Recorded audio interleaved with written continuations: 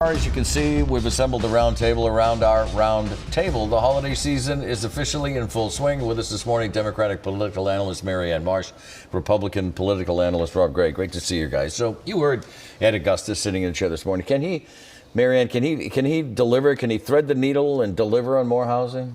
I don't think it's completely in his control. And I think you heard him here today talk about the $4 billion bond legislation that they have sitting in front of the legislature for almost a year now, and there hasn't even been a hearing. And now they're on break for 7 weeks. So $4 billion sounds like a big ticket item, yet if they used all that money, that only reduces the shortage of affordable housing in Massachusetts by 20%. So the legislature didn't get the supplemental budget done. We saw all the protests about that, this past week. And now we're looking at a $4 billion bond bill that's not gotten done either. And it's just pretty surprising, the lack of urgency. There are layers there, Rob, huh? Yeah, and it's a tough issue, but I think Governor Healy supports a transfer tax on real estate. You talked about in the interview, sales above $1 million. That's not going to solve the housing crisis. It's going to make it worse as people sit in their homes rather than sell them to avoid paying the taxes. And that has an effect down the line because people in starter homes can't move up to larger homes, so people without homes can't buy starter homes.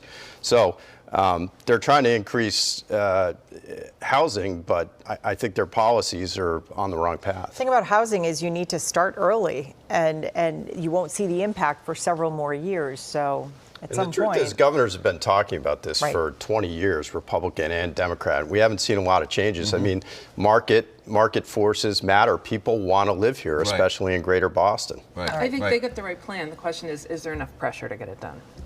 Well, supporters of a rent control ballot question threw in the towel even before last week's signature deadline. You heard what Ed Augustus had to say.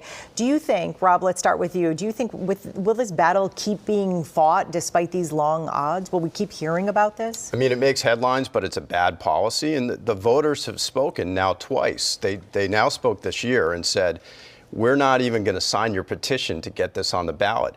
In 1994, there was a referendum. It banned rent control. So the voters spoke back then. Voters know this is a bad policy. What do you think, Marianne?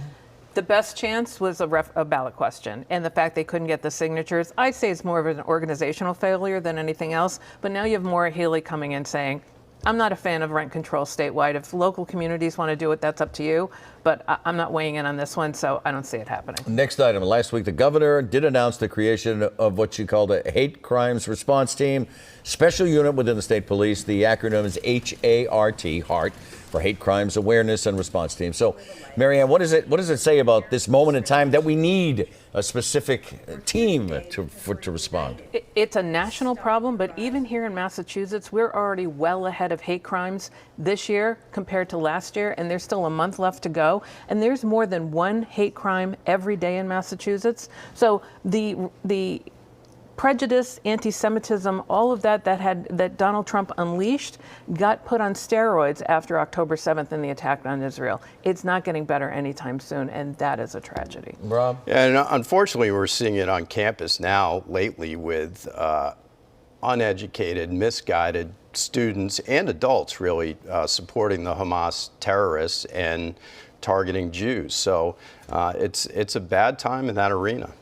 He is being remembered as a master of politics, both local and national. John Walsh passed away last week.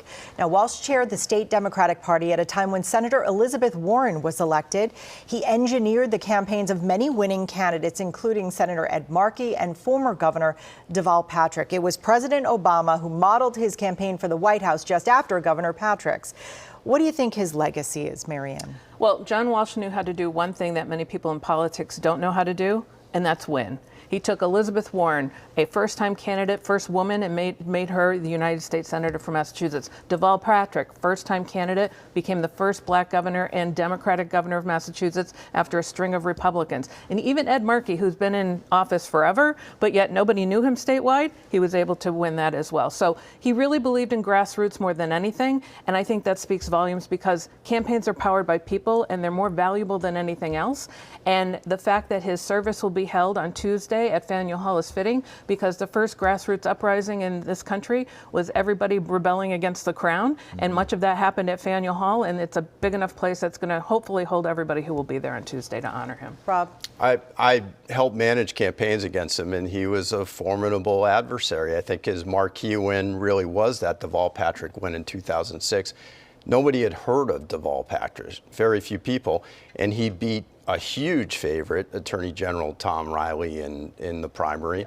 Went on to win the governor's race. We had 16 years of Republican governors, so a really talented political operative. His phrase was always "trust the grassroots." Oh, That yeah, was something, right, and he right, always, right. as a reporter, I can say he always would take phone calls. Yes. He enjoyed talking. He Yes. spent time. He didn't have to Yes. do that, Yes. and he did. And I always appreciated And he that. did the same with He young was, people. was a young man, too. He was just 65 years old. So I also, before we take a break, I want to talk about the passing of another well-known person, a trailblazer. Rosalynn Carter, bringing back many memories and reflections, possibly the most political of all the first ladies, but in such a subtle way.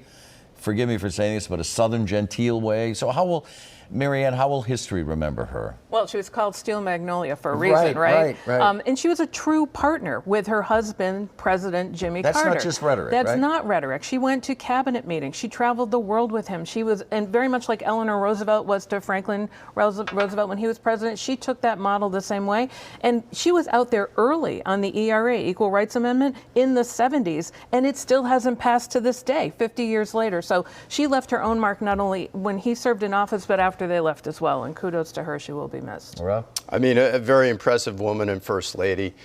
But it also, it makes me think back. I'm nostalgic for the civility of that Right. era. Right. Presidents from opposite parties and First Ladies, they could all get along. They could help their successors. It doesn't happen so much anymore.